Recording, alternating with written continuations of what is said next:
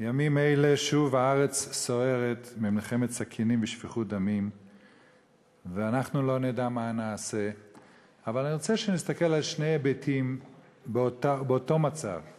מצד אחד, לאותן משפחות שאיבדו את יקיריהם, זה אסון נוראי, ולעם ישראל כולו, ואנחנו כולנו מנחמים אותם. ולאותם פצועים, והייתי ביום שישי בבוקר אצל הפצועים שנדקרו ביום חמישי, זה נורא והיום.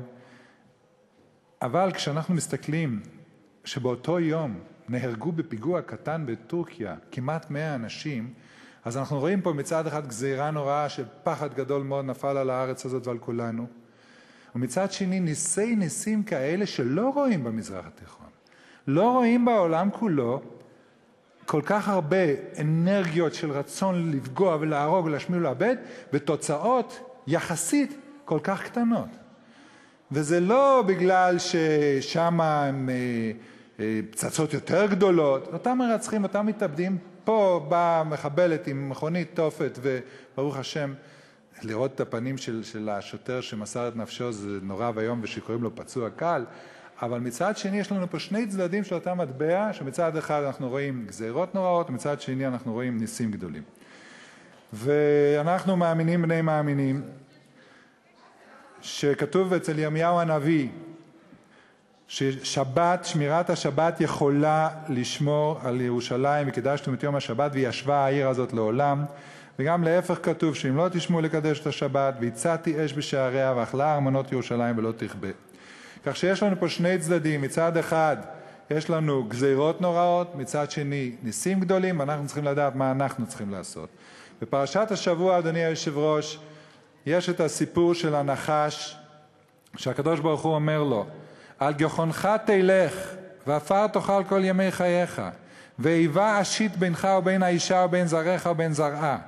הוא ישופך ראש, זאת אומרת האדם יהרוג את הנחש על ידי בראש, ואתה תשופנו עקב דרך עקיצה מלמטה בעקב. אומר רבי יונתן בן עוזיאל, שהוא היה תנא קדוש, בתרגום יהונתן, כאשר בניה של האישה ישמרו את מצוות התורה, הם יכו בראשך, בראשו של הנחש. וכאשר יעזבו את התורה, תוכל לנשוך אותם בעקביהם. אבל יש רפואה, הוא אומר, הרפואה שלהם תהיה כאשר ישובו בתשובה בעקבות ימי המלך המשיח. לכן, רבותי, אני רוצה לציין שהיום היה לנו דיון בוועדה לפניות הציבור על העניין של השבת המתחללת, ודווקא בצד של האפליה של עובדים שלא רוצים לעבוד בשבת, גם אם אינם דתיים, או בעלי עסקים שאפילו אינם דתיים, אבל הם לא רוצים לפתוח בשבת, שהם נאלצים לעמוד בתחרות לא הוגנת. אז אנחנו צריכים לתקן את הדבר הזה, ונסיים, אדוני היושב-ראש, בתפילה קצרה. ואנחנו לא נדע מה נעשה, כי עליך עינינו, זכור רחמך השם, כי מעולם אימה, יהי חסדך השם עלינו, כאשר ייחלנו לך. תודה רבה. תודה, חבר הכנסת אייכלר. חברת הכנסת ברקו, בבקשה. אחריה,